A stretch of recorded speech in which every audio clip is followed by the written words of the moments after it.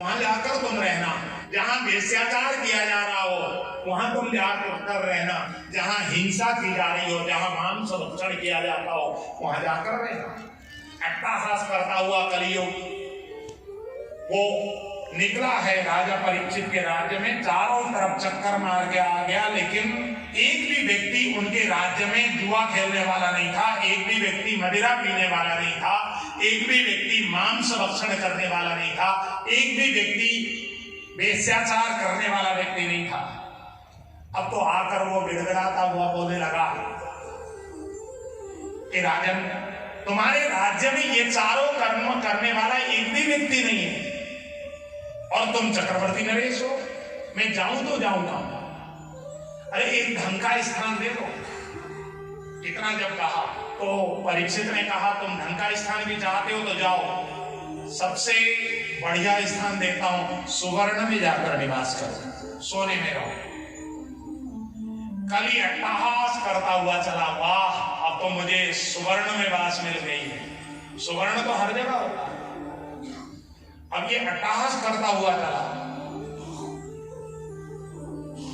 जब ये कथा का प्रसंग आता है तो हम लोग जब यहाँ पूज्य गुरुदेव के साथ श्रीमद् भागवत का अध्ययन करते थे तो ये जब प्रसंग आता था, एक बार वृंदावन में बहुत ज्यादा बारिश हो गई तो हम लोग 3 विद्यार्थी केवल हमारे पूज्य गुरुदेव के पास जब पढ़ने गए तो उस दिन हम लोगों ने ये प्रश्न किया था, मुझे याद आता है।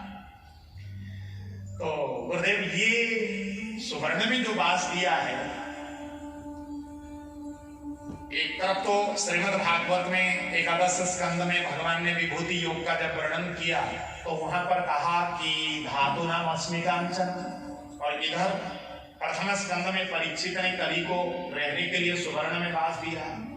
कुछ मामला विरोधाभास नहीं है क्या गुरुदेव?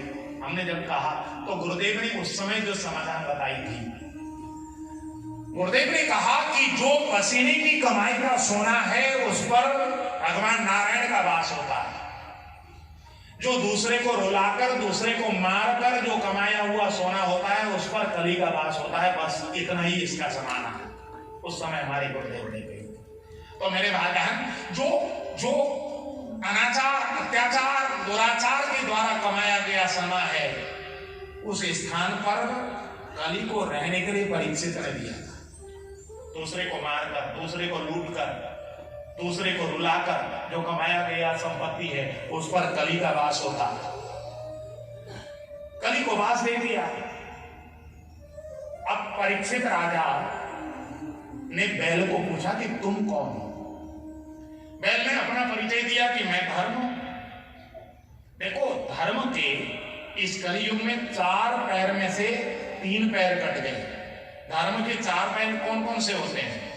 सत्यम, दया, तपोदानम।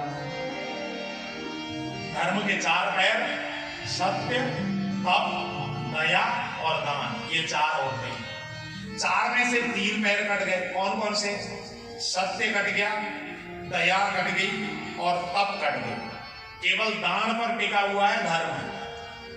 यदि दान भी न करे व्यक्ति तो भैया धर्म तो समाप्त ही हो जाएगा।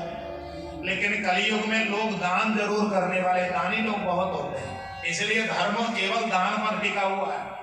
देखो ना, इतने बड़े बड़े ये सारे के सारे दान से ही तो चला है। हाँ, इतने बड़े बिल्डिंग बने हैं दान से ही तो बने हैं। और वृंदावन में तो दानी लोग कितने।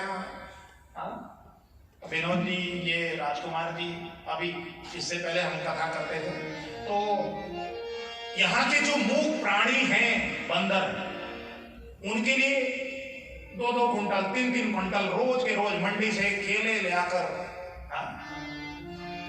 इतनी चिंता करते हैं लोग आकर दान करते हैं। और इसी दान पर यह धर्म टिका हुआ है मेरे भाई। क्या अब जैसे कोई भी कुछ भी बोलता है तो सत्य के साथ झूठ बोलने की लोगों की आदत हो गई। लोग सत्य भी बोलेंगे तो असत्य के साथ बोलते हैं। जैसे किसी को पूछो भैया कहाँ गए थे तो तुरंत लोग जवाब क्या देते हैं? कहीं नहीं, बाजार तक गए थे। अब ये कहीं नहीं बोलने की तो जरूरत नहीं है ना, सीधे कहो ना बाजार तक गए थे। अब किसी को पूछो भैया क्या खा रहे हो, जवाब मिलता है कुछ नहीं, लड्डू पड़े थे वही खा रहे हैं। अरे ये कुछ नहीं बोलने की क्या जरूरत है भैया, सीधे कहो लड्डू खा रहे हैं। हाँ, बच्चों को पूछो बच्चों क्या कर रहे हो, कुछ नहीं पापा पढ़ रहे थे। अरे सीधे कहो ना भैया पढ़ रहे थे। लेकिन मनुष्य को झूठ बोलते समय उसको लगता ही नहीं कि मैं झूठ बोल रहा हूं। ये झूठ जो है ये स्वभाव में आ गया, क्योंकि ये कलयुग का धर्म का प्रयोग, ये युग का प्रभाव। और तब बची क्या, तब तो बिल्कुल भी नहीं बचा। तब किसको कहा जाता है, तब कहा जाता है सहन करने की शक्ति को। इस समय किसी को सहन करने की शक्ति है किसी पे? हाँ, कोई एक शब्द बोल दे, इधर देखो 440 का वोल्ट कैसे मारता है झटका। तब किसी को सहन करने की शक्ति नहीं बची। इसलिए इस कलयुग में देखो ये आंख बंद करके जो बैठा जाता है ये भी अपने आप को सहना ही तो है। केवल किसी को तप नहीं कहा जाता, दूसरे को सहना भी, उसको भी तप कहा जाता। और इसलिए दूसरे को सहन नहीं होती, इसलिए तो आजकल तलाक भी जो चल रहे हैं, पति पत्नी शादी हो गए लेकिन तलाक भी जो हो रहे हैं वो सहन न कर सकने के कारण तो हो रहे हैं। इतनी सी बात हो गई बस तलाक। हाँ?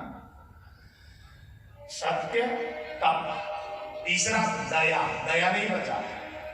किसी को एक्सीडेंट होकर हम देख रहे हैं, हमारी गाड़ी सामने से आ रही है, अरे छोड़ छोड़ छोड़ छोड़, नहीं तो पुलिस बचा। हाँ? आदमी तड़प रहा है लेकिन कहां व्यक्ति होता है, किसी को तड़पते हुए देख करके भी व्यक्ति पसीजता है। इसलिए दया नहीं बची, केवल दान पर टिका हुआ है भाई इस कलयुग में धर्म। इसलिए गोस्वामी जी को कहना पड़ा, प्रकट 4 पद धर्म के, कलिमह एक प्रधान, येन केन विधि दीने दान करे कल्याण। किसी भी तरह दान करने से कल्याण होता है कलयुग में। एकमात्र कल्याण का साधन है कलयुग में, दान करो। ये 4 पद धर्म के, 4 पद में से